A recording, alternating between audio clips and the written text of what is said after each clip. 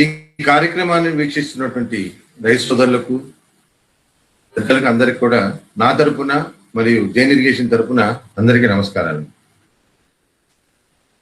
ఇంత ముందు మనం వెబినార్ లో అత్యధిక సాంద్ర పద్ధతిలో మామిడి సాగు, బిందు సేద్యంతో వరి సాగు, దానిమ్మలో చీడపీడల దీని గురించి మనం తెలుసుకున్నాము వెబినార్ లో. ఇవాళ పత్తి పంట ముఖ్యంగా పత్తి పంట మనకి ఇరు రాష్ట్రాల్లో ఎక్కువ కాబట్టి ఇవాళ పత్తి పంట గురించి మనం నేర్చుకుందాము. మనం పత్తిని మనము సాంకేతిక పరిజ్ఞానం వినియోగించడం చాలా వెనకబడి ఉన్నాము. అంటే మనం ఇవాళ ఆధునిక శాస్త్ర సాంకేతిక పరిజ్ఞానంతో మనం బిందు సేద్యంతో పత్తి సాగులో మెళకువలు మరియు ఫర్టిగేషన్ విధానంతో సాగు చేయ విధానం మనం తెలుసుకుందాం. మనందరికీ తెలుసు, మన రెండు తెలుగు రాష్ట్రాల్లో పండిస్తున్నట్టు వాణిజ్య పంటల్లో పత్తి పంట చాలా అతి ముఖ్యమైనది. తెల్ల బంగారంగా పిలువబడే పత్తిని దేశంలో ఎక్కువ విస్తీర్ణంలో మామూలుగా 11 రాష్ట్రాలు అంటే పంజాబ్, హర్యానా, రాజస్థాన్, గుజరాత్, మహారాష్ట్ర, మధ్యప్రదేశ్, తెలంగాణ, ఆంధ్రప్రదేశ్, అది కాకుండా మళ్ళీ తెలంగాణ, ఒడిశాలో కూడా ఇది సాగు చేయడం జరుగుతుంది. దేశంలో మనకి మహారాష్ట్ర, గుజరాత్ తర్వాత తెలంగాణ రాష్ట్రం పత్తి సాగులో విస్తీర్ణంలో మరియు ఉత్పత్తిలో 3వ స్థానం ఉంది. జాతీయ ఉత్పత్తిలో ముఖ్య భూమిక పోషిస్తుంది. మనకి ప్రపంచ వ్యాప్తంగా చూసుకున్నట్టయితే మనం అన్ని రకాల హైబ్రిడ్ తో పాటు దేశ రకాలను కూడా అన్నిటిని కూడా మనము ఈ సాగు చేయడం జరుగుతుంది. ఈ పత్తి సాగుని మొత్తము దిగుబడి చూసుకున్నట్టయితే మనకు వివిధ రాష్ట్రాల్లో మనము వేరే చైనా కానీ, బ్రెజిల్ కానీ, టర్కీలతో పోల్చుకున్నట్టయితే మనం 8వ స్థానంలో ఉన్నాము.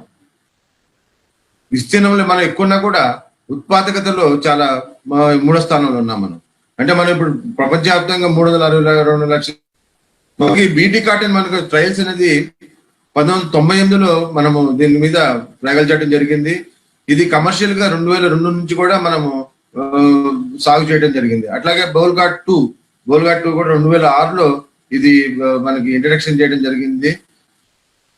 ప్రస్తుతం మనకి బోల్గాట్ వెరైటీలన్నీ కూడా దేశంలో 122 లక్షల హెక్టార్లు, దగ్గర 92% ఈ బోల్గాట్ వెరైటీస్ తోనే మనం పండించడం జరుగుతుంది.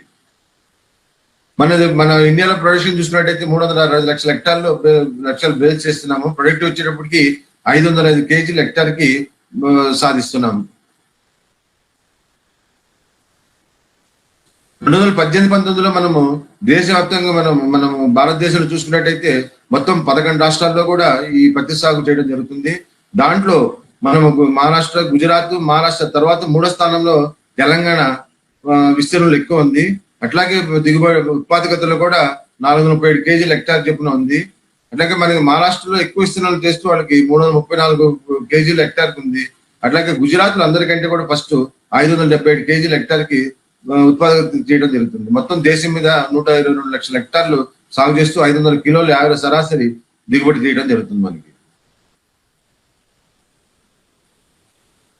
మనకి ఈ యొక్క పత్తి సాగు మన ఇరు రాష్ట్రాలు చూసుకున్నట్టయితే మనము ఇరిగేషన్ కింద, పారకం కింద మొత్తం 18% మాత్రం చేస్తున్నాము. మిగతా 90% కూడా మనము నీటి ఆధారంగా పండించడం జరుగుతుంది.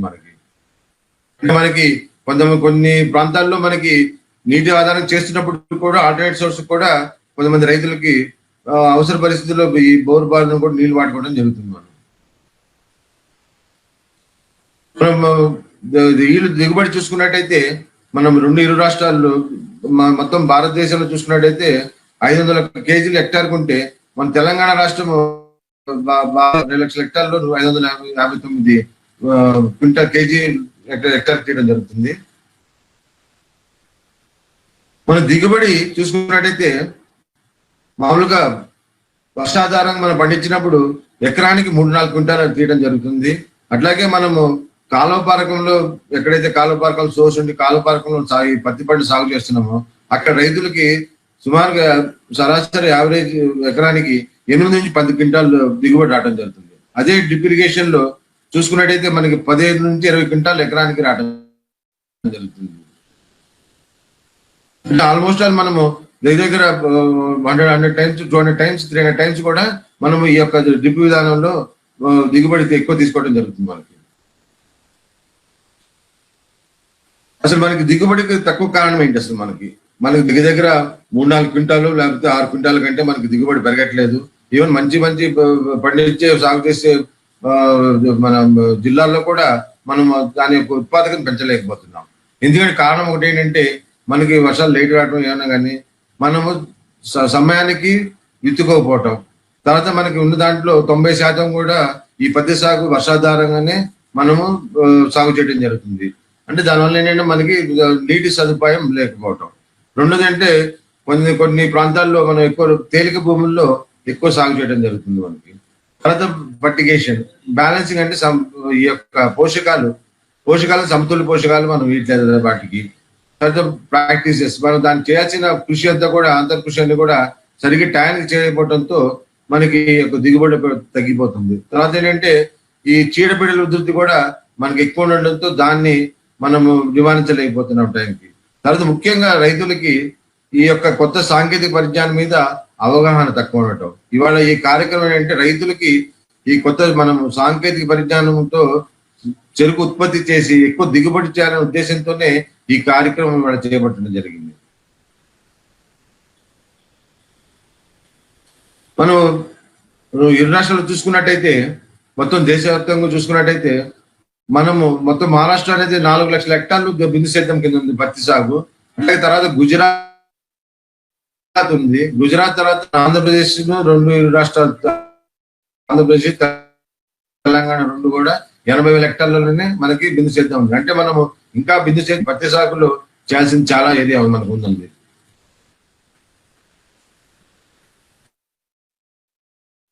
దీనికి ఏంటి అసలు భూమిలో ఏం కావాలి? మీ అందరికీ నీరు నిల్వని నల్ల భూములు,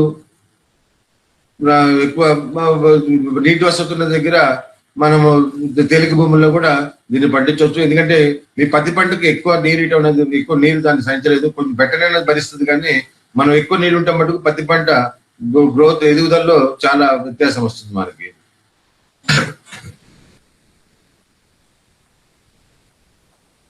సరే, మన పత్తి పంటకు మనం ఏం చేస్తామంటే మనం ముఖ్యంగా ముందేం చేయాలంటే మనం పత్తి పోయిన సంవత్సరం పంట అయిపోగానే దాని యొక్క రెసిడ్యూస్ అంటే దాని కాడలు గిడల్ని కూడా మనం నరికి కాలబెట్టాలి. కాలబెట్టినాక మనం పెద్ద నాగలతో ఒకసారి దున్నుకున్నాక హ్యారో చేస్తాం. హ్యారో అంటే మనం కల్టివేటర్ తో 2 సార్లు హ్యారో చేసుకొని 3వసారి మనం రోటివేటర్ తో మనము మట్టిని మెత్తగా చేసుకొని తర్వాత మనము ఎత్తుమడి చేసుకుని, అంటే నల్ల భూములు అయితే కొంచెం ఎత్తుమడి చేసుకుంటే మనకు వర్షం ఎక్కువ పడ్డా కూడా మన మురుగు నీరు అంతా కూడా పోయే అవకాశం ఉంటుంది మనకి. చూశారు కదా, మనం రోటివేటర్తో గట్లకి పగిలి భూమి మెత్తగా తయారు చేసుకోవాలి మనం బాగా. మీరు కాలువ పారకులో చూసినట్టయితే మనకి ఈ పత్తి తోట, మనకి పత్తి పంట అది ఎక్కువ దానికి నీరు అవసరం ఉండదు. ఎక్కువ ఎక్కడైతే నీరు ఉంటుందో పత్తి పంట పెరుగుదల క్షీణిస్తుంది మనకి. ఇది చూశారు కదా, మనకి కాలువ పారకంలో మనం పత్తి పంట వేసినప్పుడు అది పెరుగుదల అనేది లేనే లేదు అసలు. అదే టైంకి మనము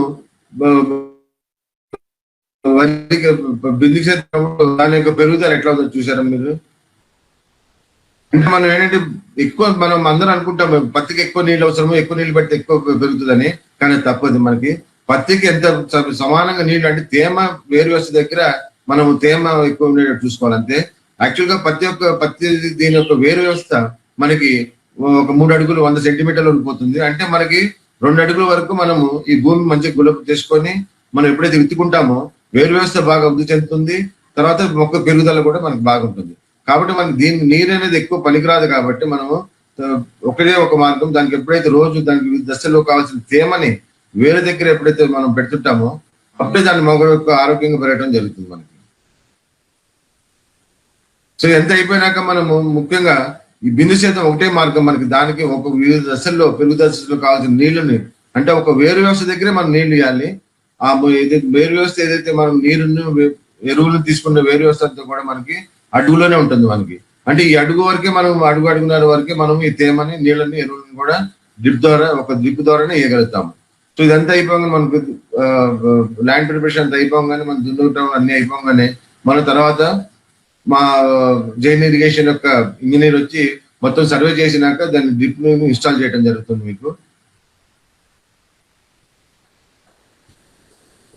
ఇది ఒక జైన్ ఇరిగేషన్ యొక్క మొత్తం యొక్క బిందు సేద్య విధానం ఇది. ముఖ్యంగా దీనిలో రైతులు గమనించాల్సింది ఏంటంటే, రైతులకి చాలా వరకు బోర్లు బావులు ఎక్కువ ఉన్నాయి మన రాష్ట్రంలో, దాని మీద ఎక్కువ ఆధారపడుతుంటాము.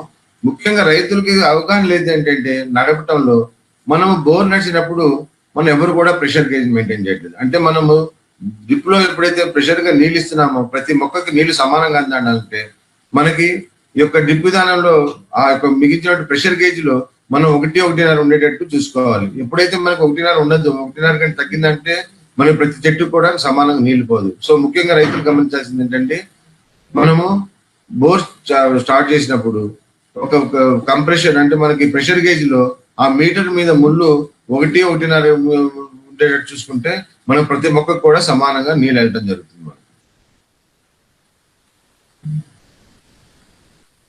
ఇది బిందు సేద్యం చిత్రం జనరల్ గా రైతులు మనకి వాటర్ ఎక్కువ కావాలనుకుంటారు. మనకి ఈ యొక్క దీనికి మనకి మొదట్లో స్టార్ట్ మనం మొలక విత్తనం నాటినప్పుడు మనం గంటన్నర నీళ్ళు ఇస్తే చెట్టుకి అర్ధ లీటర్ కంటే ఎక్కువ అవసరం ఉండదు. ఇది కూడా మనం ఏంటంటే నాటుకోవటము మామూలుగా అందరూ వర్షాలు పడ్డాక జూన్ జూలైలో నాటుకోవడం జరుగుతుంది.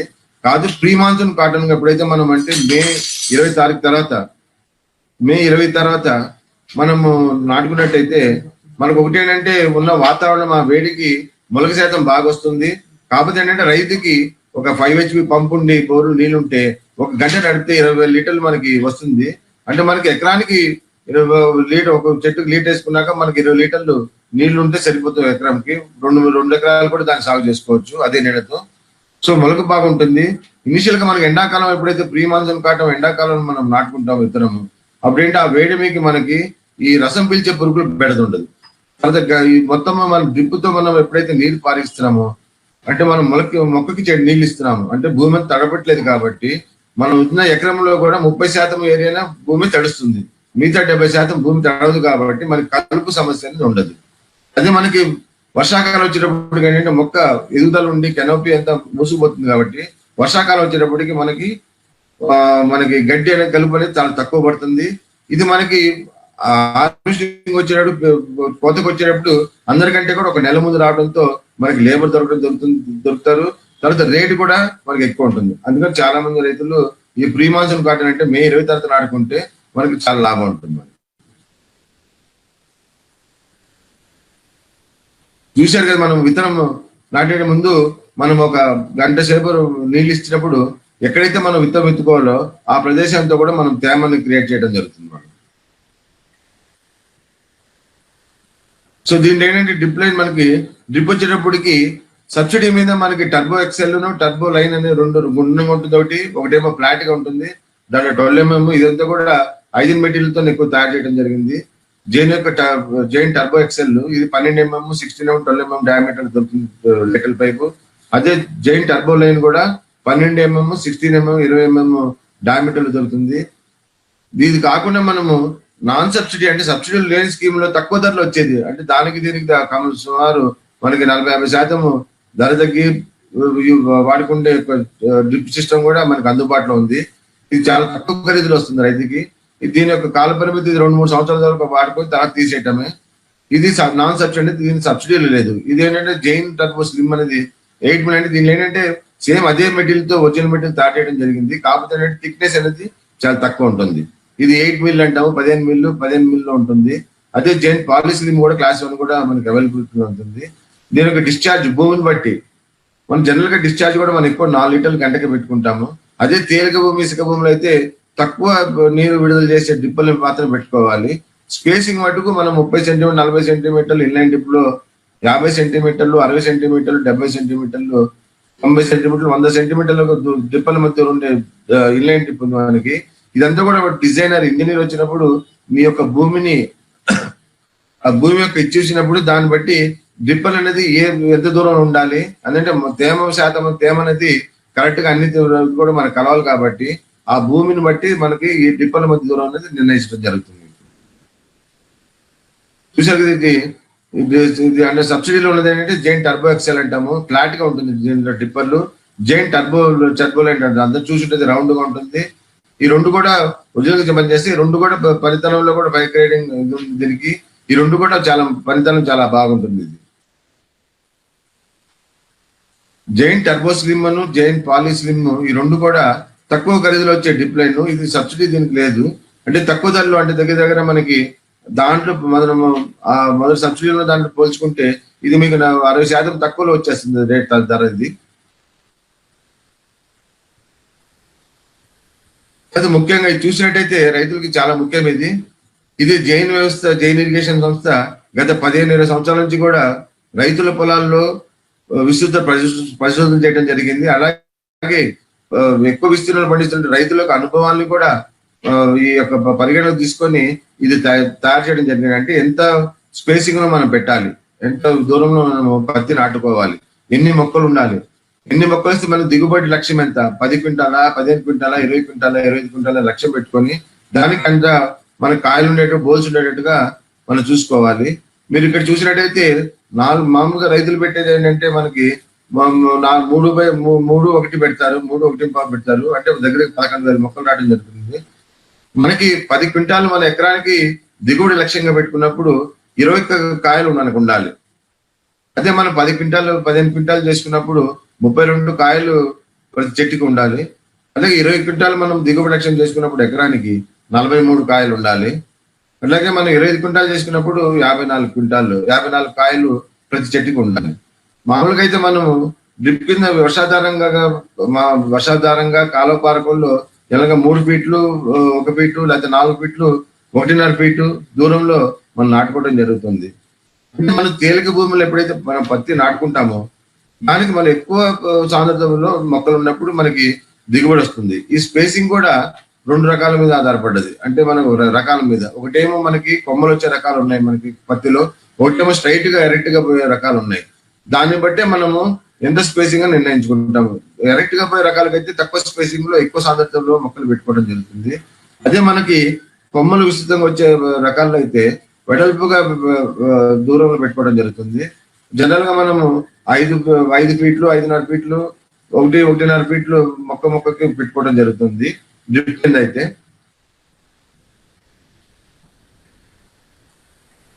అట్లాగే మనకి 4-1.5 పెట్టుకున్నప్పుడు 7,000 మొక్కలు వస్తున్నాయి మనకి ఎకరానికి.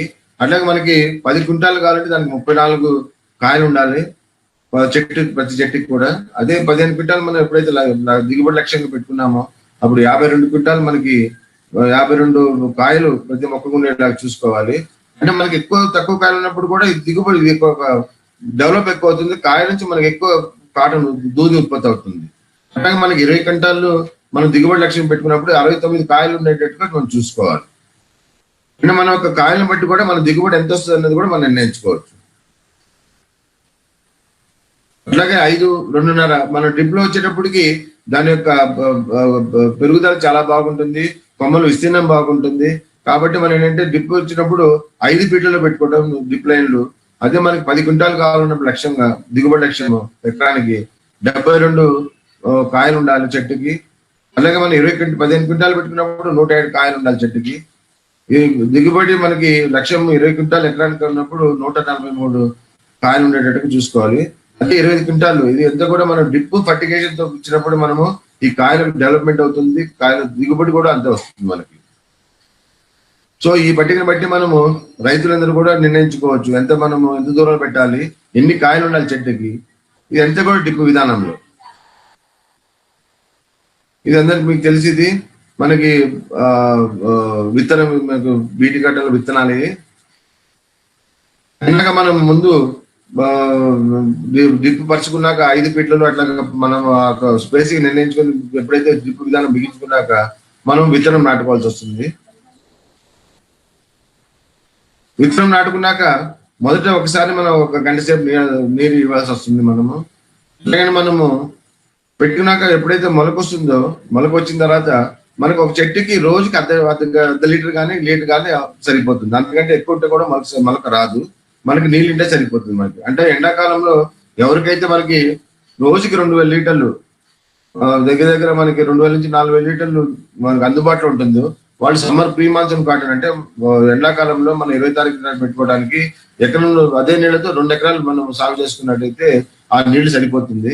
ఈ లోపల మనకి వర్షం రావడం జరుగుతుంది. మనకు జూన్ లో మనకు వర్షం వస్తుంది కాబట్టి మనకు ఆ నీరు సరిపోతుంది. ఎప్పుడైతే మళ్ళీ ఈ యొక్క వర్షాకాలం మధ్యలో గ్యాప్ వస్తుంది ఎక్కువ రోజులు, మళ్ళీ అప్పుడు ఆ టైంలో మనకి కాయలు ఉన్నా కూడా ఏదున్నా కూడా మళ్ళీ డ్రిప్ విధానంతో ఆ టైంలో మనము ఆ డెవలప్మెంట్ అయ్యే సైజులో కాయలు పెరిగే దశలో మనం ఇచ్చుకున్నట్టయితే కాయలు పెరుగుతాయి, దిగుబడి కూడా చాలా బాగుంటుంది. ఇది మనం పెట్టిన ఎడలకి మొత్తం మొలక వచ్చింది డ్రిప్ కింద. ఇది దీని కింద డ్రిప్ కింద పెట్టినటువంటిది చూసినట్టయితే గ్రోత్ ఎంత ఇదిగా ఉంది చూసినట్టు చూడండి. మొత్తం మొలక శాతం అంతా కూడా 100% మొలక రావడం జరిగింది మనకి. ఇదంతా కూడా మే 20 తారీఖున పెట్టినటువంటి పత్తి పంట. ఇది మీరు ఇక్కడ చూసినట్టయితే ఇక్కడ వ్యత్యాసం అవపడుతుంది. మీరు రైతులందరికీ కూడా చూసినట్టయితే అండి, మనం వెనకాలన్న తోటేమో జూన్ జూలైలో పెట్టుకున్నది. అది మనం ఇది మేలో 20 తారీఖు తర్వాత నీటి ఆధారం రైతులు మే 20 తారీఖు తర్వాత ఈ పత్తి సాగు చేసుకున్నట్టయితే రెండిట్లో కూడా దిగుబడి పెరుగుదల చూసినట్టయితే చాలా వ్యత్యాసం పడుతుంది మనకి. దిగుబడిలో కూడా మనకి అంతే వ్యత్యాసం ఉంటుంది మనకి. ఇది మొత్తం డిప్ కింద మీరు చూసినట్టయితే మొత్తం పొలం అంతా కూడా మనకి సమానంగా, ప్రతి మొక్క కూడా సమానంగా పెరగడం జరిగింది. ఎందుకంటే దీనికి నీళ్లు కానీ పోషకాలు ప్రతి చెట్టు కూడా సమానంగా అందటం జరుగుతుంది మనకి. కింద కూడా మీకు డిప్ కింద దాని యొక్క బ్రాంచ్ చేసుకోండి, శాఖంగా ఎంత బాగా వస్తున్నాయి చూసినట్టయితే తెలుస్తుంది మీకు. మొత్తం మనకి నీరు, దీనికి నీటి ఎంత కావాలి, నీరు ఎంత కావాల్సి వస్తుంది మనకి. మహారాష్ట్రలో 700 mm, మనకు కూడా ఆల్మోస్ట్ 700 నుంచి 900 మిల్లీమీటర్ల వర్షపాతం మనకు జరుగుతుంది. మనకి జూన్ లో అయితే మనకి 20% వర్షపాతం ఉంటుంది మనకి. అప్పుడు పెరుగు దశలో మనకి ఉంటుంది కాబట్టి పెరుగుదల బాగుంటుంది. ఆ పెరుగుదలలో కూడా మన వర్షాలు ఎక్కువ పడినప్పుడు పెరుగుదల కొంచెం లోపిస్తుంది. అంటే రూట్ జోన్ అనేది, వేరు వ్యవస్థ అనేది తొందరగా పెరగకుండా ఆగుతుంది. అది తర్వాతనేమో మనకి 20% పూత కాయ వచ్చే టైంలో కూడా మనకి ఇది బాగుంటుంది. అది ముఖ్యంగా మీకు అక్టోబర్ లో చూసినట్టయితే మనకు వర్షాలు అయిపోతాయి. అక్టోబర్ అనేది వర్షపాతం ఉండదు కాబట్టి. కాకపోతే అదే టైంలో మనకి ఈ యొక్క పత్తి కాయలు డెవలప్ అవటం కానీ, పక్వానికి రావటం కానీ, ఇవన్నీ కూడా పికింగ్ మొదలవుతాయి కాబట్టి ఆ టైంలో మనకి అది క్రూషియల్ పంట. ఆ టైంలో మనకి నీటి యాజమాన్యం తప్పకుండా ఉండాలి. సో ఆ టైంలో మనకి డ్రిప్ను ఇది ఉన్నట్టయితే మనకి ఆ యొక్క కాయలు పెరుగుదల బాగుంటుంది, దిగుబడి బాగుంటుంది.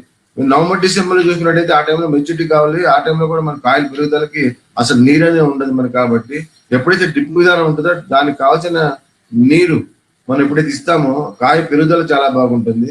దాంతో దూది మనకి స్టేబుల్ లెంగ్త్ కూడా చాలా బాగా వస్తుంది మనకి. సో ముఖ్యంగా మనకు నీరు కావాల్సిన టైం ఏంటంటే మనకి అక్టోబర్ నవంబర్ లో కావాల్సి వస్తుంది. ఈ మధ్యలో జూన్ నుంచి సెప్టెంబర్ లోపల మనకి గవ్వుకున్న మనకి ఎటువంటి పరిస్థితుల్లో అయినా ఈ యొక్క వర్షపాతం మధ్యలో గ్యాప్ వచ్చినట్టయితే, అంటే డ్రై స్పెల్ వచ్చినట్టయితే, వర్షాలు పడకుండా వారం 10 రోజులు వర్షాలు పడినప్పుడు మనం డ్రిప్ విధానాన్ని ఎప్పుడు తెచ్చుకుంటామో పూత బాగుంటుంది, మనకి కాయల సెట్టింగ్ కూడా చాలా బాగుంటుంది. సో అందుకని దీనికి సొల్యూషన్ ఏంటంటే ఒక డ్రిప్ విధానంతోనే మనం పత్తి సాగు చేసినప్పుడు మనకి దిగుబడి రావడానికి ముఖ్య కారణం అవుతుంది. తర్వాత నీటి యాజమాన్యం చూసుకున్నట్టయితే మనము ఎప్పుడైతే మనకి ఈ యొక్క పత్తి పంట కొంత ఎద్దడి తట్టు ఉంటుంది, కానీ మనకి పూర్తిగా నీరు ఎక్కువ ఉన్నప్పుడు కానీ నీటి నిల్వ ఉన్నప్పుడు కూడా చెట్టు దెబ్బతింటం జరుగుతుంది. మనకి కొంచెం నీటి ఎద్దడి ఎక్కువ ఉన్నప్పుడు, అంటే మనకి 5 వారం రోజులు అట్లా కాకుండా మనకి 10-15 రోజులు వర్షాలు లేనప్పుడు ఏమవుతుందంటే మనకి ఈ ఆకులు పసుపుగా అయిపోవటము, పెరుగుదల లోపించటము, తర్వాత ఈ యొక్క వేరు వ్యవస్థ కూడా తగ్గిపోవటం అనేది చాలా జరుగుతుంది మనకి.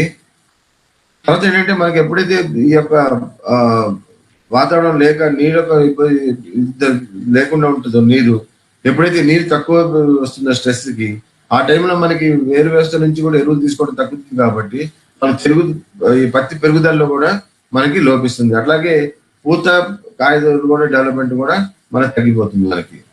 తర్వాత ఏంటంటే వచ్చిన కాయలు కానీ పూత కానీ రాలిపోవడం జరుగుతుంది. ఫలితంగా ఏంటంటే మనకి ఆఖరికి వచ్చినప్పటికి దిగుబడి తగ్గుతుంది. అంటే దీన్ని బట్టి ఏంటంటే మనకి పత్తిలో నీటి యాజమాన్యం చాలా ముఖ్యం. అంటే ఎక్కువ దిగుబడి వస్తుంది కాదు, ఎక్కువ ఇచ్చినా మనకి నష్టమే. నీరు తక్కువైనా కూడా, ఎప్పుడైతే నీరు తక్కువైనప్పుడు కూడా ఇవన్నీ మనకి నీరు తక్కువైనప్పుడు కూడా పత్తి పంట దెబ్బతినడం జరుగుతుంది. అంటే దీనికి ఏంటంటే సమతుల్యంగా నీరు ఇవ్వాల్సిన అవసరం ఉంది.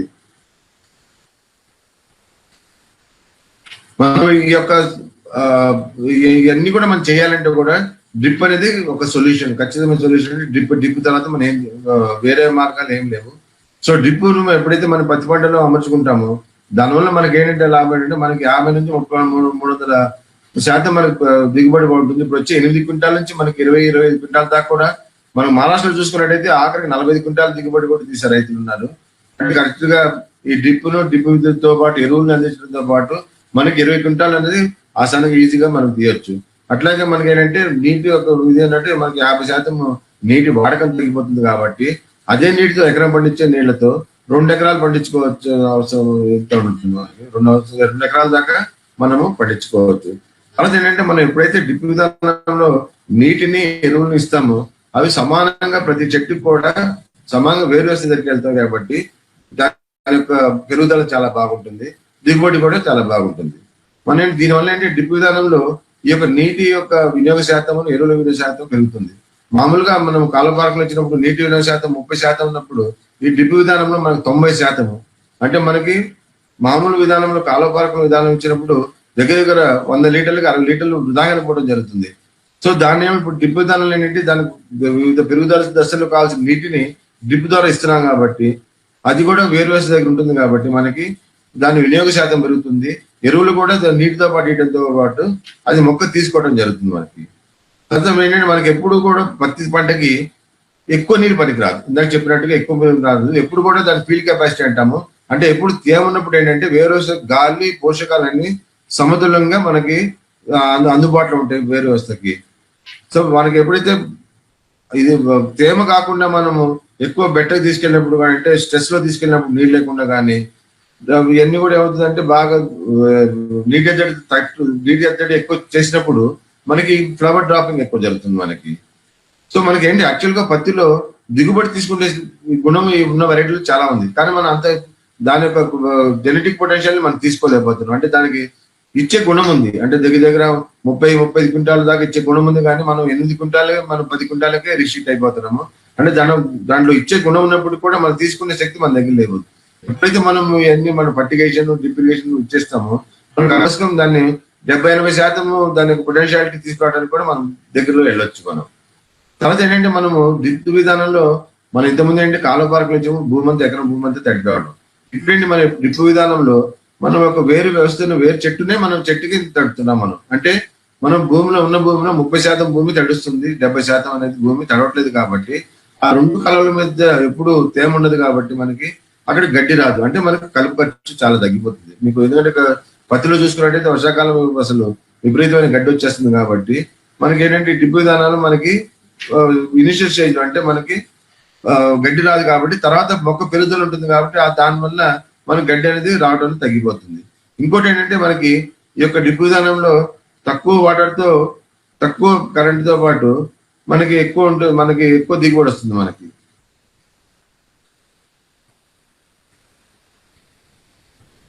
ఇది చూసినట్టయితే డ్రిప్ విధానంలో ఇంతకుముందు చెప్పినట్టు మనం 5 ఫీట్లకి కాలకి మధ్య 5 ఫీట్లు, ఎందుకంటే డ్రిప్ విధానంలో ఎరువులు ఇస్తూ నీళ్లు దానికి సరిపోయి నీళ్లు ఇస్తుంటాం కాబట్టి పెరుగుదల శాఖీయంగా కూడా చాలా పెద్దగా పెరుగుతుంది. కాబట్టి ఒకదాని మీద ఒకటి పడకుండా మనం చూసుకోవచ్చు. దీనివల్ల మనకి ఎక్కువ ఇదైనప్పుడు పెరుగుదల ఎక్కువ ఉన్నప్పుడు మనకి ఈ రెండింటి మధ్యలో ఎప్పుడైతే ఖాళీ ఉండదో అప్పుడు తెల్లదోమ బాగుంటుంది. మనం ఎప్పుడైతే 5 వైట్ స్పేసింగ్ లో పెట్టుకున్నామో ఈ మధ్యలో గాలి వెలుతురు ఉండడంతో మనకి తెల్లదోమ కొంచెం తగ్గుతుంది. నీరు యొక్క చూసుకున్నట్టయితే మనం మే 20 తారీఖు పెట్టుకున్నప్పుడు చెట్టుకి రోజుకి 1 లీటర్ సరిపోతుంది. అంటే సుమారుగా ఒక రైతుకి 2000 నుంచి 4000 లీటర్లు ఉంటే 1 ఎకరం నుంచి 2 ఎకరాల దాకా అతను అదే నీళ్ళతో మనం సాగు చేసుకోవచ్చు. అది జూన్కి వచ్చేటప్పటికి 1 లీటర్ 1.5 లీటర్ సరిపోతుంది. జూలైకి వచ్చేటప్పటికి 2 లీటర్లు చెట్టుకి రోజు సరిపోతుంది. ఇది డ్రిప్ విధానం కాబట్టి మనము ఈజీగా ఎన్ని లీటర్లు ఇచ్చుకోవాలనేది మన చేతిలో ఉంటుంది. కాబట్టి 100 లీటర్లు మనము ఖచ్చితంగా చెట్టుకి ఇచ్చుకోవడం జరుగుతుంది. అంటే ఆగస్టులో చూసినట్టయితే 3 లీటర్లు పడుతుంది, 3-4 లీటర్లు. అలాగే మనకి అక్టోబర్లో ఏంటంటే మనకి అక్కడ నవంబర్లో, డిసెంబర్, జనవరిలో మనకి వర్షపాతం ఉంటుంది. అక్టోబర్లో కూడా ఇక్కడ నుంచి మనకి ఏంటంటే పూత దశలు కాయ దశలు ఉంటాయి కాబట్టి కాయ దశలు పెరగడానికి నీటి అవసరం ఉంటుంది. కాబట్టి మనం డ్రిప్ ఉన్నప్పుడు నీటిని మనం డ్రిప్ ద్వారా ఇస్తాం కాబట్టి పెరుగుదల బాగుంటుంది. అదే మన కాలువపారకుల్లో కానీ మనకి వర్షాధారంగా ఆ టైంలో నీరు ఉండదు కాబట్టి పెరుగుదల లోపిస్తుంది, కాయ పెరుగుదల ఉండదు. చివరికి ఏంటంటే మనకు దిగుబడి 4-5 క్వింటాలు లేదా 6 క్వింటాలతో మనకి రావడం జరుగుతుంది. సో దీంట్లో నీటి యాజమాన్యం అనేది ముఖ్యము. ఈ షెడ్యూల్ మీ అందరికి కూడా మేము కావాలంటే రైతులందరూ కూడా మీరు తయారు చేసి మీ అందరికి కూడా ఇవ్వడం జరుగుతుంది. అడిగిన రైతులందరూ కూడా ఇది తర్వాత ఈ యొక్క నీటి యాజమాన్యంలో కూడా ఈ యొక్క ప్రాంతాన్ని బట్టి కొంచెం మారుతుంటది. మీకు అది ఎందుకంటే ఆదిలాబాద్ ఉన్న పడ్డ వర్షానికి నల్గొండకి వ్యత్యాసం ఉంటుంది కాబట్టి నల్గొండలో కొంచెం నీరు 1-1.5 లీటర్ దాకా కావాల్సి వస్తుంది. ఆదిలాబాద్ కరీంనగర్ లో మీకు 1 లీటర్ కంటే ఎక్కువ అవసరం ఉండదు. ఎందుకు షెడ్యూల్ అంతా కూడా మీ రైతులకి తయారు చేయడం జరుగుతుంది. మనం ఎప్పుడైతే మనం ఏంటంటే జనరల్ గా ఇప్పుడున్న రైతులు సమతుల్యంగా పోషకాలు ఇట్లేదు అంటే ఎప్పుడో ఉన్నప్పుడు ఇస్తున్నాం కానీ వేస్తున్నారు కరెక్ట్ గా దానికి కావాల్సిన ఎరువులు వేస్తున్నారు కాబట్టి, కానీ ఏ టైంలో ఏది వేయాలనేది రైతులకు అవగాహన లేదు కాబట్టి వేస్తున్నారు కాబట్టి దానివల్ల ఆ టైంలో ఆ ఏ టైంలో ప్రయోజనం ఉందా లేదా అన్నది రైతులకు అవగాహన లేదు కాబట్టి మనము ఈ డ్రిప్ విధానంలో దానికి ఎంత కావాలి, రోజుకి మొక్కకి ఎంత కావాలన్నది, ఏ దశలో ఎంత కావాలన్నది మనకు దాన్ని ఒకటి ఇచ్చేయడం జరిగింది. సో దానివల్ల ఏంటంటే మనము ఒక కాటన్ బోల్ మనం వెయిట్ చూసుకున్నట్టయితే 60% ఉన్నట్టయితే మనకి లింట్ అనేది 30% మనకు వస్తుంది. అంటే ఇదంతా కూడా డ్రిప్ విధానంలో ఫర్టిగేషన్ ద్వారానే మనకి వీలవుతుంది. కాలువ పారకంలో ఇంత రాదు మనకి. సో మనం ఏం చేయాలంటే ముందు విత్తనం నాటుకునే ముందు అడుగుకి అంటే కాలువలు మనం అడుగుకి ఈ మందులు వేయాల్సి వస్తుంది. బేస్డ్ అంటే 10-20-26-25 కేజీలు ఎకరానికి. అట్లాగే మెగ్నీషియం సల్ఫేట్ అనేది పత్తి పంటకు చాలా అవసరం. మీరు చూస్తుంటారు ఎర్ర రోగం అన్ని వస్తుంటాయి. ఇది మెగ్నీషియం లోపం, జబ్బు కాదు అది మెగ్నీషియం లోపం కాబట్టి దీనికి మెగ్నీషియం ఎక్కువ శాతం మనకు తీయాల్సి వస్తుంది. అట్లాగే జింకు 5 కేజీలు. ఎందుకంటే మనకి పత్తి పంటలో ఎక్కువ ముఖ్యంగా వచ్చే సూక్ష్మ పోషకాలు ఏంటంటే మనకి ఫస్ట్ మెగ్నీషియం, తర్వాత జింకు, తర్వాత బోరాను, తర్వాత మనకి ఐరన్, ఇవన్నీ కూడా మనకి ఎక్కువ పోషకాలు వస్తాయి కాబట్టి మనం ముందుకు బేసల్గానే మన ఎరువుతో పాటు కలిపేసుకుంటాము. ఏది 100 కిలోల వేపపిండిలో ఇవన్నీ కూడా కలిపి మనము నాటే ముందు వేసుకోవాల్సి వస్తుంది.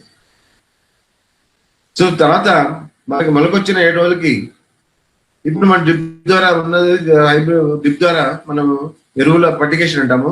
దీన్ని ఎరువులు వేయడం జరుగుతుంది. అంటే ఇది చూసినట్టయితే చెట్టు యొక్క పెరుగు వివిధ దశల్లో అది ఎంత కావాలి, అసలు మొక్క ఎంత తీసుకుంటుంది రోజు, దాన్ని బట్టే మనం వేయడం జరుగుతుంది. కాబట్టి వృధా అనేది ఉండదు. మనం ఇచ్చినదంతా కూడా 90% అది వాడుకోవడం జరుగుతుంది. తద్వారా ఏంటంటే మనకి చెట్టు పెరుగుదల కానీ, శాఖయం కానీ, పూత కానీ, కాయ కానీ మనకి సమానంగా రావడం జరుగుతుంది. సో మొదట మనకి 7 నుంచి 22 రోజుల వరకు ఇది ఎస్టాబ్లిష్మెంట్ స్టేజ్ అంటాము.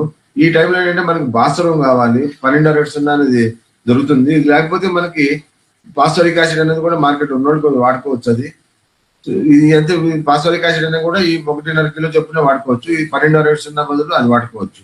లేదా 12 దొరికిన వాళ్ళు 1 కిలో 1.5 కిలో అంటే 1 కిలో 665 గ్రాములు యూరియా దగ్గర 2 కిలోలు.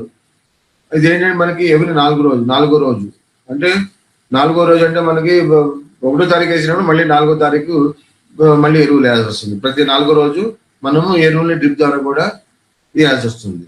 అంటే 23 నుంచి 60 రోజులు వచ్చేటప్పటికి యూరియా 3 కిలోలు, తర్వాత 12 కిలోలు, పొటాషియం అనేది 840 గ్రాములు ఇవ్వాల్సి వస్తుంది. ఎక్కువగా మనకి ఈ యొక్క పత్తిలో నత్రజని మరీ ఎక్కువ వాడకూడదు. రైతులు ఎక్కువ నత్రజని వాడతారు కాబట్టి చెట్టు పెరుగుదల చాలా పెరిగిపోవడం జరుగుతుంది.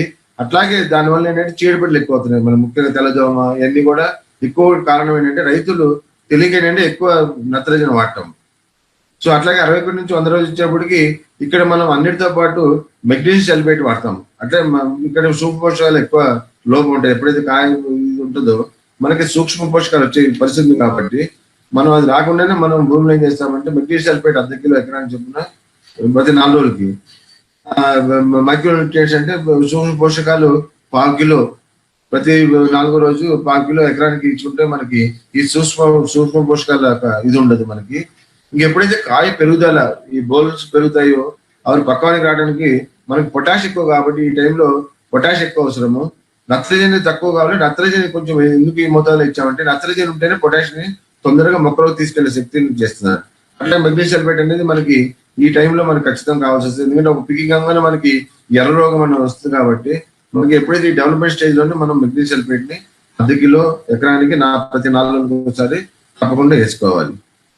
తర్వాత ఇవన్నీ ఎరువులు ఎట్లా వేసుకోవాలి, అసలు ఎంత నీళ్ళలో కలపాలి, రైతు కొంచెం అవగాహన లేదు. ఇది మనము మామూలుగా చూసినట్టయితే ఈ యొక్క కరిగే గుణం అనేది ఎరువులు మనకి ఒక వాతావరణం ఒక టెంపరేచర్ మనకి ఈ యొక్క వేడి మీద ఆధారపడి ఉంటుంది. సో ఇవన్నీ కూడా మనకి వేడితో సంబంధం లేకుండా ప్రతి కిలోకి 2 లీటర్ల నుంచి 3 లీటర్లు 1 కిలో కలుపుకోవాలి. అది కూడా మనం ఏంటంటే ఫస్ట్ మొదట యూరియా, ఫస్ట్ పొటాష్ కలుపుకోవాలి. మనం అయితే ఇప్పుడు పొటాష్ మనం 21 రోజుల నుంచి 100 రోజులకు పొటాష్ ఇచ్చాము. పొటాష్ ఎంత ఇచ్చి 1 కిలో ఇచ్చినప్పుడు ఏంటంటే మనము 2-3 లీటర్లు ఫస్ట్ అది కలుపుకొని మనము ట్యాంక్ లో కానీ లేదా వెంచుల్లో కానీ డమ్ములో కానీ పోసుకోవాలి. దాని తర్వాత 12 బాసర ఏదంటే 12 కలుపుకోవాలి. అది కలుపుకొని పోసుకున్న తర్వాత మనం యూరియాకి రావాలి. ఎందుకంటే మనకి యూరియా కూడా 1 కేజీని 3 లీటర్లో కలపాల్సి వస్తుంది. ఎప్పుడైతే ముందే మనం యూరియాని కలిపినట్టయితే మీరు అందరూ చూసింటారు, యూరియా కలిపినాక నీళ్ళని చల్లగా అయిపోతాయి. అంటే ఏంటి, దాంట్లో ఉన్న ఉష్ణమంతా వేడినంతా లాగేసుకుంటుంది. అంటే వేడిని బట్టి ఇది కరెక్ట్ ఉంటుంది. అంటే మొదలు కరిగేసి లాక్కుంటుంది కాబట్టి ముందు అది పోసి మళ్ళీ దాంట్లో పోసినప్పుడు వేరేది పొటాష్ కలిపి పోసినప్పుడు ఏంటంటే మొత్తం కలపకుంటే అట్లా కొంచెం తెట్టగా మిగులుతుంది. కాబట్టి ముందు పొటాష్ కలుపుకోవాలి. పొటాష్ నుంచి మనం తర్వాత 12 కలుపుకున్నాక ఆకలి యూరియా కలుపుకొని దాంట్లో డమ్ములో 3 పోసుకొని కలుపుకున్నాక అప్పుడు మనం డ్రిప్ విధానంలో ఎరువులు పంపించుకోవాలి. ఇది కూడా ఎప్పుడు పంపించాలి, ఇది మనము సపోజ్ మనము పత్తికి గంట సేపు మనము డ్రిప్ విధానం నడిపినప్పుడు ఆఖరి 15 నిమిషాలు ఆఖరి అర్ధగంట మనము ఎరువులు ఇచ్చుకోవాలి. ముందు నుంచి మటుకు ఎటువంటి పరిస్థితుల్లో డ్రిప్ విధానం 2 గంటలు నడిచినప్పుడు 2 గంటలు కూడా ఎరువులు ఇవ్వకుండా ఉండాలి. మనం ఎప్పుడైతే మనము డ్రిప్ మొదలు పెట్టినప్పటి నుంచి ఎరువులు ఇస్తామో 2 గంటలు, ఇవన్నీ కూడా నీటితో పాటు కూడా వేరు వ్యవస్థ దాటి కిందకి వెళ్ళిపోతాయి. మనకేంటి వేరు వ్యవస్థ ఉండేది మనకి 1.5 అడుగు, అంటే అది 2 అడుగుల్లో ఉన్నా కూడా వేర్లు ఈ యొక్క నీరుని ఎరువులు తీసుకునే వేర్లు ఈ 1 అడుగులోనే మనకు ఉంటాయి. కాబట్టి ఆ అడుగున్నర వరకే మనకి తేమతో పాటు ఎరువులు ఉంటాయి. కాబట్టి మొత్తం వేసిన ఎరువులన్నీ కూడా అది 100% తీసుకోవడం జరుగుతుంది. సో కాబట్టి రైతులు ఏంటంటే ఈ ఫర్టిగేషన్ తో పాటు నీటి యాజమాన్య షెడ్యూల్ కూడా మీరు పాటించాలంటే దాన్ని కూడా మీకు చేసిస్తాం. అది రోజుకి ఎంతసేపు నడపాలి, ఎంత నీళ్లు పెట్టాలన్నది ప్రతి రైతుకు కూడా అందుబాటులో తీసుకొచ్చి ఇస్తాం మేము అందరము. సో దాన్ని బట్టి మీరు నీటి యాజమాన్యంతో పాటు ఎరువుల యాజమాన్యం కూడా మీరు అనుసరించాలి.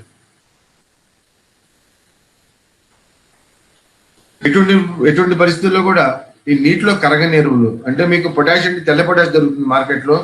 ఆ తెల్ల పొటాష్ నీళ్ళలో కరుగుతుంది. ఏదైతే మామూలుగా ఉన్న ఎర్ర పొటాష్ దాన్ని కరగదు. అట్లాగే డిఏపి మీ కాంప్లెక్స్ ఎరువులు, దయచేసి కాంప్లెక్స్ ఎరువులు కూడా ఇవన్నీ కూడా డ్రిప్ విధానం ఇవ్వడానికి కుదరదు. అవి వల్ల డ్రిప్ విధానం కరబెట్టి మరి ఇది చేసినా కూడా తొందరగా డ్రిప్పులన్నీ మూసిపోయే ఇది ఉంటుంది మీకు. కాబట్టి నీటిలో కరగని ఎరువులు అంటే మీకు కాంప్లెక్స్ ఎరువులు కానీ, డిఏపి కానీ, ఎర్ర పొటాష్ కానీ ఇవన్నీ కూడా మీకు డ్రిప్ విధానం వేయడానికి ఫర్టిగేషన్ లో పనికిరావు.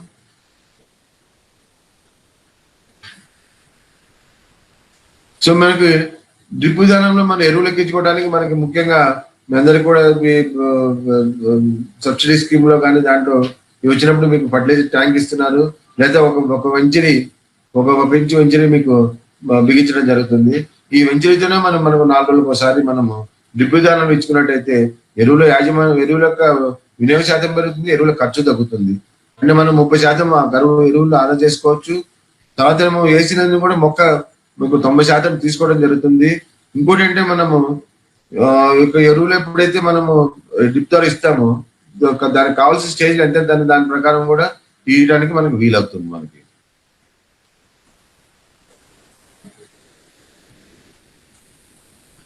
ఇంకోటి ఏంటంటే మనకి దీంట్లో వేయటానికి కూడా మన రైతులకు జనరల్ గా ఏంటంటే మామూలు సాంప్రదాయ పద్ధతులు ఎరువులు వేసినప్పుడు ఎకరం వేయాలంటే కనీసం ఒక 2 మనుషులకు అవసరం ఉంటుంది కదండి. మనకి 2 మనుషులు అవసరం ఉంటుంది. మనకి ఆ 2 మనుషులు లెక్క చూసుకున్నట్టయితే ఒకరికి 400 రూపాయలు 500 రూపాయలు వేసుకున్నా కూడా మనకి 1 ఎకరంకి ఎరువులు వేయాలంటే కనీసం మనకి 1000 రూపాయలు ఖర్చు వస్తుంది. అది కూడా ఏంటంటే మనం ఎరువులు కూడా సమానంగా వేస్తున్నామంటే సమానంగా వేయం. అది మొక్కలు ఏం దగ్గర పడుతుంది, యాక్యురేసీ కూడా ఉండదు. సో దీనిలో ఏంటంటే మనకి 1000 రూపాయలు ఒకే మనిషి 40-30 ఎకరాలు కూడా 1 గంటలో మనం ఎరువులు వేసుకుంటూ వచ్చు అన్నట్టు. అంటే దీనివల్ల ఏంటంటే మనం ఎరువులు వేసుకోవటం ఖర్చు తగ్గుతుంది. ఎరువులు ఆదా క్వాంటిటీ అంటే మనము ఎరువులు వినియోగ శాతం పెరుగుతుంది. కాబట్టి మనం దాంట్లో 20% ఎరువులను తగ్గించుకోవచ్చు మనము. సో ఇదొకటి మన రైతులకు ఖర్చు తగ్గుతుంది. మొత్తానికి ఏంటంటే మనకు ఖర్చు తగ్గుతుంది. మనకి డ్రిప్ విధానంలో మనకి కలుపు ఖర్చు తగ్గుతుంది, మనకి ఇటు ఎరువులకు ఆదా అవుతున్నాయి, ఎరువులు ఖర్చు తగ్గుతుంది, ఇతర ఖర్చులు మనకు తగ్గిపోతున్నాయి. మనకి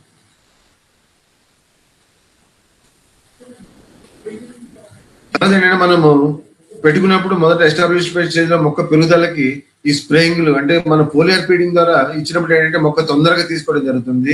ఎందుకంటే అప్పుడు వర్షాకాలం ఉండొచ్చు, మనకి ఒక 2 రోజులు ఎప్పుడైతే గెలువు వస్తుందో మనకి వర్షం ఉండదో ఆ టైంలో పోలియర్ స్ప్రేయింగ్ చేసుకున్నట్టయితే ఈ తేమ ఎక్కువ ఉండటం వల్ల భూమిలో తీసుకోకపోయినా కూడా మనం పై ద్వారా మనం ఎప్పుడైతే ఎరువు స్ప్రేయింగ్ ఇస్తామో అది మొక్క తొందరగా తీసుకోవడం జరుగుతుంది. మొక్క పెరుగుదలలో ఎటువంటి లోపం ఉండదు మనకి. అదే మనం పెట్టిన 30 రోజుల తర్వాత 3/19లో 15 లీటర్లు 45 గ్రాముల కలిపి దాంట్లో కొంచెం జిగురు కలపాల్సి వస్తుంది, కలిపి మనం స్ప్రే చేసుకోవచ్చు. అట్లాగే మన పెరుగుదల శాఖీయ పెరుగుదల దశలో కూడా భాస్వరం ఎక్కువ కావాలి. అప్పుడు నత్రజని కొంచెం ఉంటది. ఈ ఎరువు వేరు వ్యవస్థ పెరగడానికి కానీ ఈ కొమ్మలు పెరగడానికి కూడా భాస్వరం ఎక్కువ ఉంటుంది. కాబట్టి మనం ఇక్కడ 13-40-13 ఎరువులు 60 గ్రాములు 15 లీటర్లు కలుపుకొని స్ప్రే చేయాల్సి వస్తుంది. అట్లాగే మన కాయ పెరుగుదశల్లో కూడా భాస్వరం కావాలి, పొటాష్ కావాలి. నత్రజని ఆ టైంలో మనం నత్రజని వాడకూడదు. సో అందుకని ఇక్కడ ఏంటంటే భాస్వరం పొటాష్ అనేది 0,50-34 రూపాయలు మీకు కిలో ప్యాకెట్లు దొరుకుతాయి మీకు నీళ్ళు కరిగే ఎరువులు. అది 15 లీటర్లకి 60 గ్రాములు కలిపి స్ప్రే చేసుకున్నట్టయితే మీకు కాయ పెరుగుదల బాగుంటుంది, కాయ డాబాకుండా కూడా ఉంటుంది మీకు. తర్వాత పక్వానికి వచ్చినప్పుడు ఏంటంటే మనకి కాయ పెరుగుదల కావాలి, ఇంకా అది కావాలంటే అప్పుడు పొటాషియం ఎక్కువ కావాలి. నత్రజని కొంచెం మోతాదులో నత్రజని, తర్వాత ఎక్కువ మోతాదులో పొటాష్ కావాలి. కాబట్టి ఇక్కడ మనం 13,045 ఎరువుని 75 గ్రాములు 10 లీటర్లు కలుపుకొని స్ప్రే చేసినట్టయితే మన కాయ బరువు కానీ విత్తనం లోపల ఎప్పుడైతే సీడ్ మనకు పెరుగుతుందో దాంతోపాటు పత్తి ఎక్కువ వస్తుంది మనకి ఈ యొక్క పొటాష్ షీట్లతో. ఇదంతా కూడా మనం డ్రిప్ ఇరిగేషన్ లో ఇది చేసింది. ఇదంతా కూడా ఇది ఆదిలాబాద్ జిల్లాలో 2 సంవత్సరాల కింద చేసింది. ఇది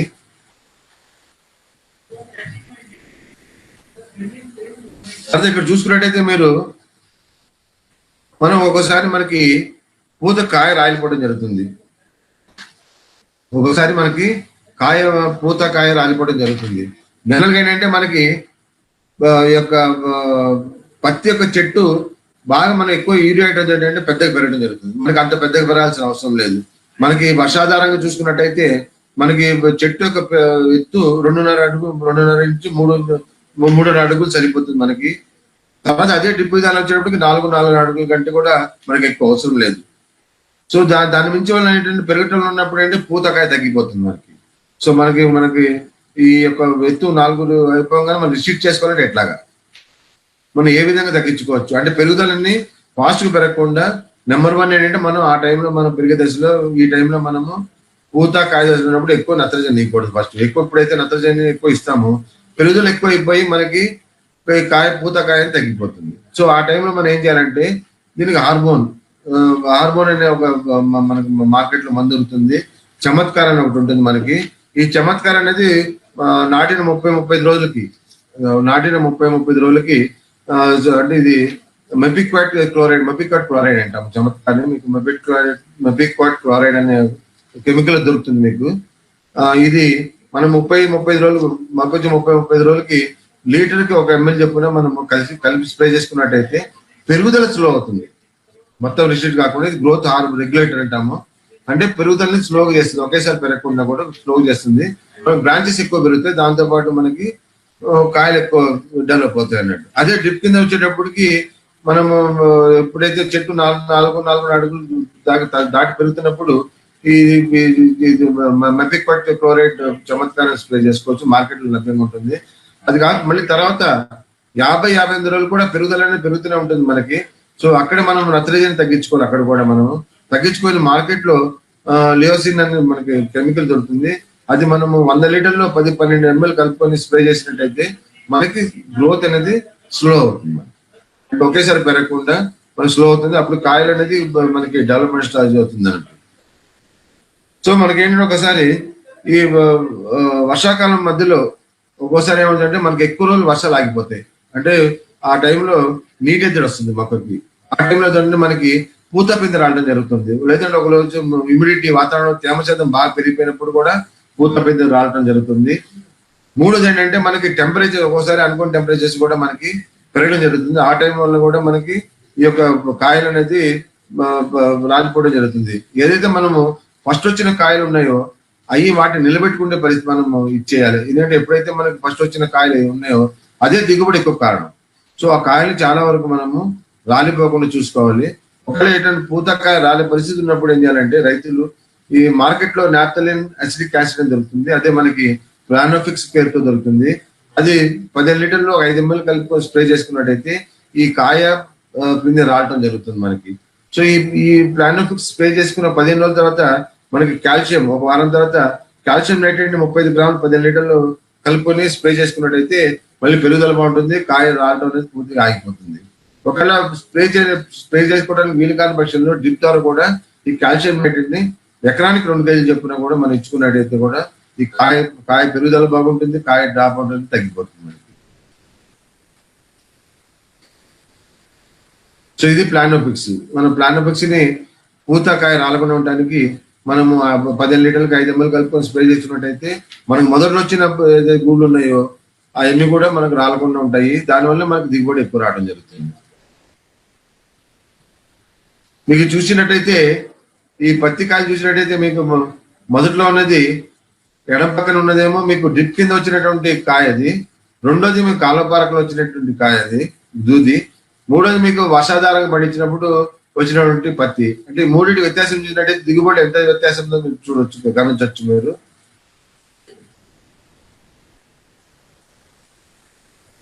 ఎంత కూడా మనకి సేమ్ డ్రిప్ ద్వారా మనం ఎరువులు వాడటం వల్ల ప్రతి చెట్టు కూడా సమానంగా ఉండటం జరుగుతుంది. సమానంగా మనకు ఒకేసారి పంట రావడం జరుగుతుంది. మనకి చూశారు కదా, ఈ ఫోటో చూసినట్టయితే చాలా ఇదిగా ఉంది. మీకు డ్రిప్ కింద పెంచబడే ఎటువంటి పోషకాలు ఎటువంటి సమతుల్యత మొత్తం ఉంది. ప్రతి పోషకం కూడా ప్రతి చెట్టుకు అందుతుంది కాబట్టి ఎక్కడ కూడా పోషకాల లోపాలు లేకుండా మొత్తం పచ్చదనం, అంటే మనం మెగ్నీషియం పెట్టి వాడతాం కాబట్టి మన అది పచ్చగా ఉంటుంది. ఒకసారి మనం నైట్రోజన్ ఈ టైంలో కూడా ఎక్కువ ఇచ్చినప్పుడు ఏమవుతుందంటే మెగ్నీషియం అనేది భూమిలో ఉంటది కానీ ఉండి కూడా మొక్కకు అందుబాటులో లేకుండా చేస్తుంది.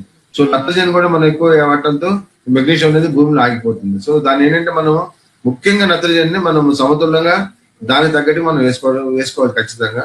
మీకు తెలియకపోయినా కూడా మాకు ఇన్ఫార్మ్ చేసినట్టయితే మీకు ఆ టైంలో ఏం చేయాలి అనేది మీకు అన్ని సలహాలు సూచనలు ఇవ్వడం జరుగుతుంది మీకు. సో ఇదంతా కూడా మనకి పూత దశలో వచ్చినటువంటి చెట్టు ఇది. మీరు మొత్తం పంటతో చూసినట్టయితే ఎంత సమానంగా ఉందో చూడండి మీరు. ఇది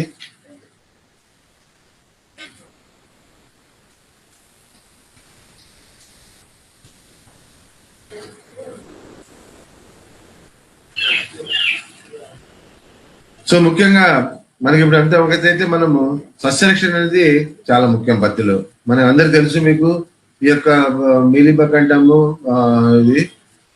దీని నష్టం ఎక్కువ మీకు జరుగుతుంది. మీకు తర్వాత ఏమో తెల్లదోమ, ఇంకోటి ఏంటంటే మీకు ఈ యొక్క ఇప్పుడు గులాబీ ఇది పురుగు, ఈ మూడు కూడా మీకు ఎక్కువ నష్టపరుస్తుంది జరుగుతుంది.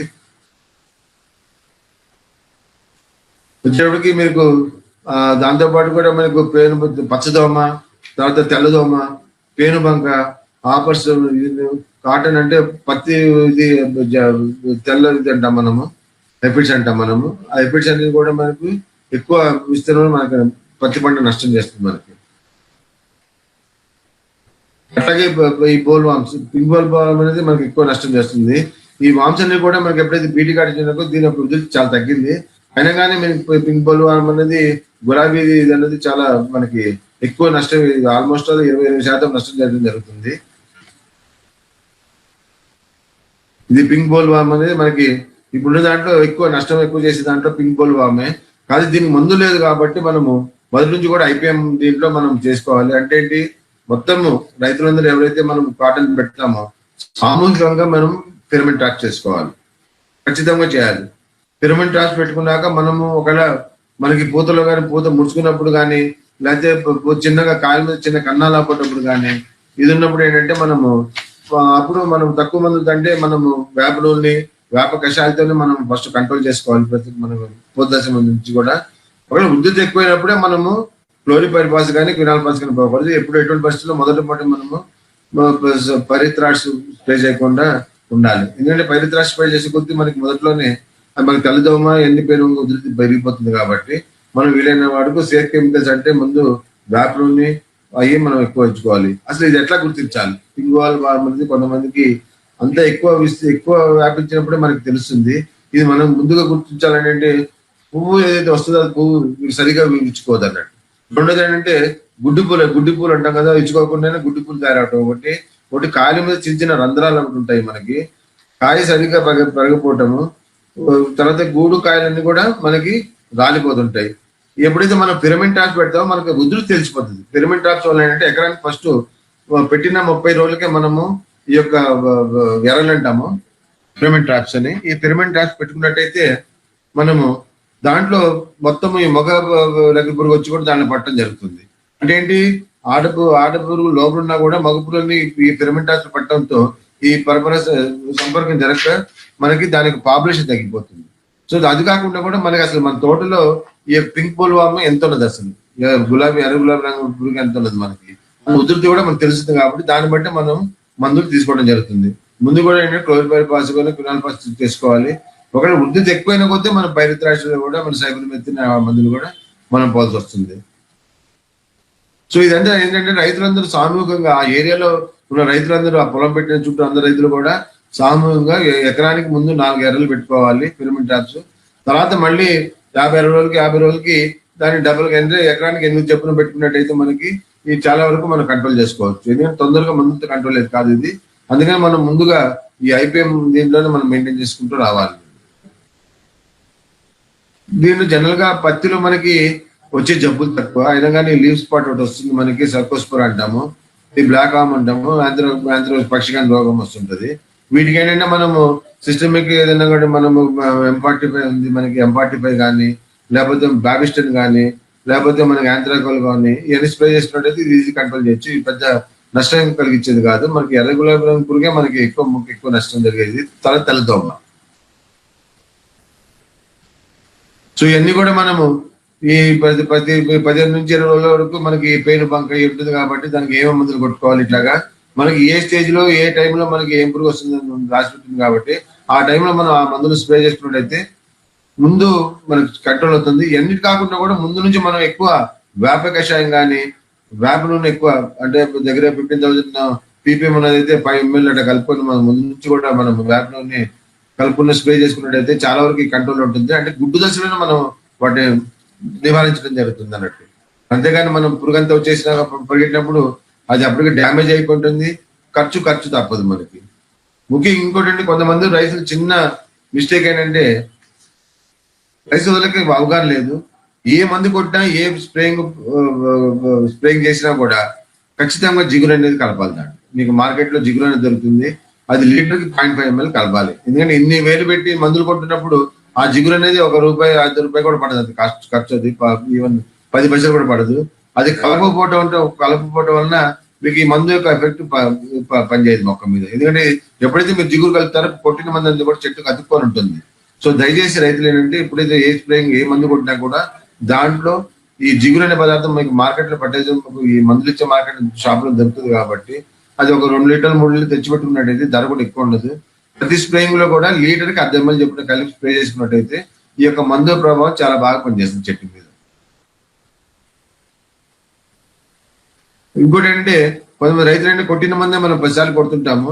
అట్లా కాకుండా ఒకసారి కొట్టిన మందు రెండోసారి కొట్టకుండా చూసుకున్నట్టయితే మనకి చాలా కంట్రోల్ అవుతుంది. లేకపోతే రెసిస్టెంట్ పెరిగిపోయి రేపు ఈ మందులన్నీ పనికి రాకుండా పోతాయి. సో ఇవాళ ఒక మందు కొట్టినప్పుడు ఇంకో మందు కొట్టుకోవాలి, వేరే మందు. అంత వైరస్ మనకి ఇప్పుడు ఈ చెనగ పచ్చ పురుగుకి వాటికి కూడా మనము ఎర్ర విషపర్లు వేసుకోవచ్చు. తర్వాత వైరస్ చేసే మందు కూడా మనకు ఉన్నాయి, అది కూడా మీరు స్ప్రే చేసుకోవచ్చు. ముందుగా చెప్తున్నాను చూసారు కదా, డిప్ తో మనము నీరు ఎరువులు ఇచ్చినప్పుడు ఆ కాయ సైజు కానీ అది కానీ మనకి ఎంత బాగుందో. మనకు మామూలుగా వర్షాధారంగా వచ్చినప్పుడు ఏంటంటే వర్షాధారంగా 2 పికింగ్లే చేసి వస్తుంది. మనము ఎప్పుడైతే మనం డిప్ ద్వారా ఎప్పుడైతే మనం ఎరువులు ఇస్తామో, ఎరువులతో పాటు నీరు ఇస్తామో అది దగ్గర 3-4 పికింగ్ల వరకు మనం పోతుంది. మళ్ళీ రీఫ్రెష్ కూడా అంటే అయిపోయిన పంట ఇంకా 2 టైం ఉన్నప్పుడు మళ్ళీ తెంపి మనువులు ఎరువులు ఇచ్చుకున్నట్టయితే మళ్ళీ పెరుగుదల మొదలై మళ్ళీ కొంత దిగుబడి అనేది రైతుకు వస్తుంది. దీనిలో మనకి ఈ యొక్క మామూలుగా వైట్ స్పేసింగ్ లో పెట్టుకున్నప్పుడు ఏంటంటే మనకి బ్రాంచెస్ పెరుగుతుంది, మనకి వాతావరణంలో గాలి వెళ్తుంది బాగా రావడంతో కాయ సైజ్ పెరగడంతో పాటు దూది ఎక్కువ ఉత్పత్తి అవుతుంది మనకి ముఖ్యంగా. సో ఇది కూడా మీరు చూసినట్టయితే హెక్టార్కి 65 క్వింటాలు దిగుబడి వచ్చింది కరీంనగర్ లో చేసినటువంటిది. అంటే మనకి డ్రిప్ విధానం అంటే మామూలు పెట్టిన పద్ధతిలో 32 క్వింటాలు హెక్టార్కి వచ్చినప్పుడు డ్రిప్ విధానంలో 60 క్వింటాలు రావడం జరిగింది. అంటే మామూలుగా 32 క్వింటాలు అదనంగా డ్రిప్ ద్వారా అదనంగా వచ్చింది రైతుకి. దాని ద్వారా అదనంగా దగ్గర దగ్గర దాని 1,33,000 వస్తే దాంట్లో అదనంగా వచ్చింది అంటే దగ్గర దగ్గర 60,000 65,000 అదనకి అదనంగా రావడం జరిగింది మనకి. అంటే మనం డ్రిప్ విధానంలో 15 నుంచి 20 క్వింటాలు ఈజీగా మనం తీసుకోవచ్చు. ఎప్పుడైతే మనం చెప్పినట్టుగా మనము ఎరువులని నీటిని సమానంగా ఇస్తామో పెరుగుదల బాగుంటే మీకు దిగుబడి అనేది 15 క్వింటాలు 20 క్వింటాలు తగ్గకుండా వస్తుంది తప్పకుండా.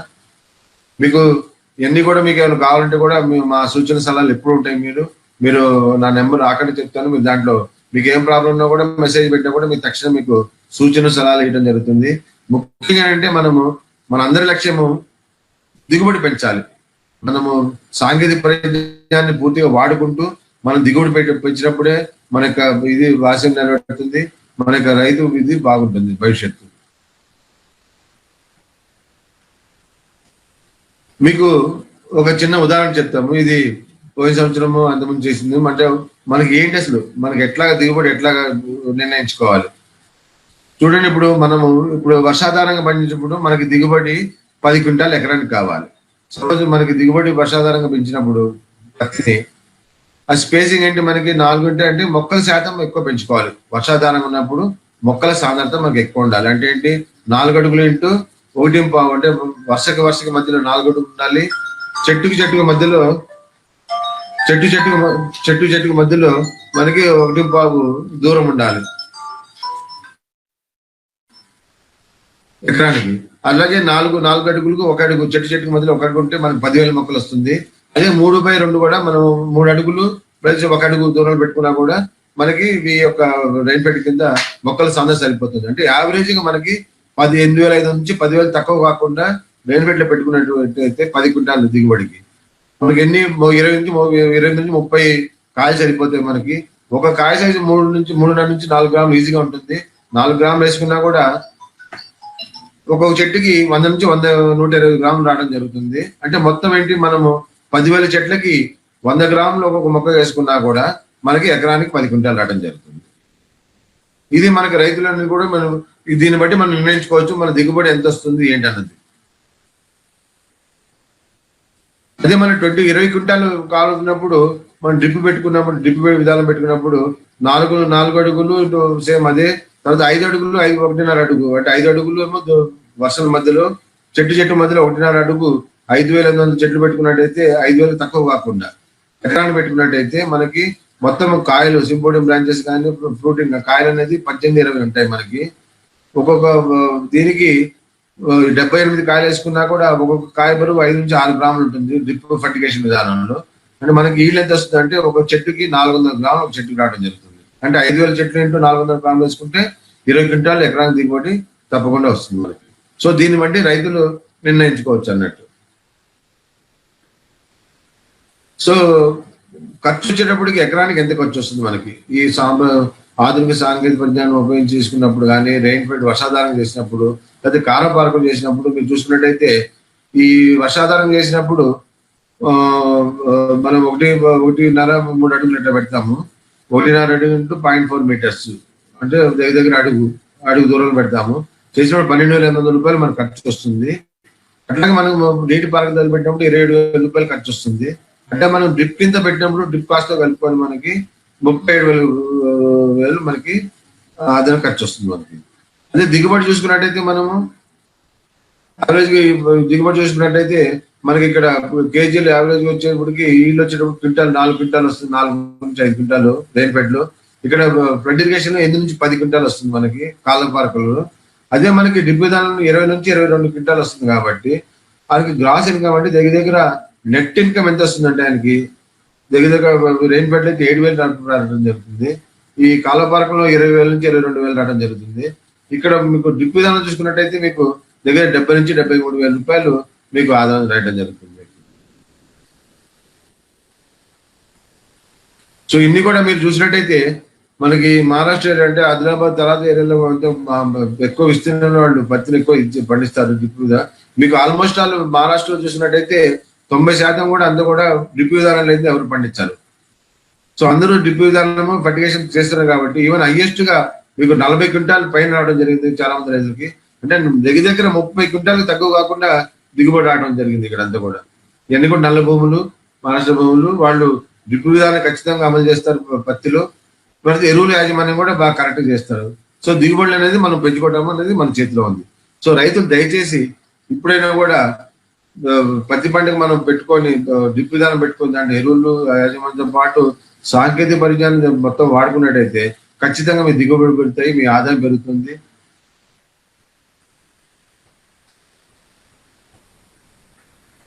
సో మనం ఏంటంటే ఈ పత్తికి కానీ ఏ పంటకు కూడా మనం ఒక డ్రిప్ పెట్టినంత మాత్రమే మనకి దిగుబడి పెరగదు. ఎప్పుడైతే మనము డ్రిప్ విధానంలో బిందు సేద్యంతో నీళ్లు ఎరువులు అందిస్తామో ఈ పత్తి పంట యొక్క ఉత్పాదకత చాలా బాగా పెరుగుతుంది మీకు. సో ఇది ఒకటే మీకు డ్రిప్ విధానం అనేది ఒకటే సొల్యూషన్. మనము ఈ సాంకేతిక పరిజ్ఞానం ఎప్పుడైతే మనం వాడుకోవడం జరిగినప్పుడు ఇది ముఖ్యంగా వాడుకోవాల్సిందే డ్రిప్ విధానంతో ఎరువులు యాజమాన్యం. సో రాబోయే కాలంలో అంటే మనకి లేబర్ తగ్గిపోతారు, తగ్గిపోతారు కాబట్టి మనకి ఈ ఖర్చు అనేది డ్రిప్ విధానంలో చాలా తగ్గిపోతుంది మనకి. సో దయచేసి రైతులందరూ కూడా మనం ఈసారైనా పత్తి పంటలు మనం డ్రిప్ పెట్టుకొని మనం ఎప్పుడైతే సాగు చేస్తామో తప్పకుండా దిగుబడి పెరుగుతాయి. మీకు దానికి కావాల్సిన సూచనలు సలహాలన్నీ కూడా మీరు మమ్మల్ని అడిగినట్టయితే మేము మీకు అందుబాటులో చేయడం జరుగుతుంది. ప్రతి జిల్లాలో కూడా జైన్ ఇరిగేషన్ యొక్క ఆఫీస్ ఉంటుంది. మీరు వాళ్ళని కలిసి చెప్పినా కూడా వాళ్ళు వెంటనే మీకు అన్ని అందుబాటులో తీసుకురావడం జరుగుతుంది. మీకు కావాల్సిన సమాచారాన్ని కూడా వెంటనే వాళ్ళు ఇవ్వడం జరుగుతుంది. సో ముఖ్యంగా మనకి ఏంటంటే డ్రిప్ విధానం అందరికీ తెలిసి మనకి రాబోయే కాలంలో చాలా నీరు అంటే మనకి 2025, 2030 దాటినప్పుడు మనకి వ్యవసాయానికి నీటి యొక్క వాడకం అంటే అందుబాటు. ఎందుకంటే రాబోయే జనాభా పెరుగుతుంది, మనకి ఆహార ఉత్పత్తి ఎక్కువ కావాలి, జనాభా పెరుగుతుంది.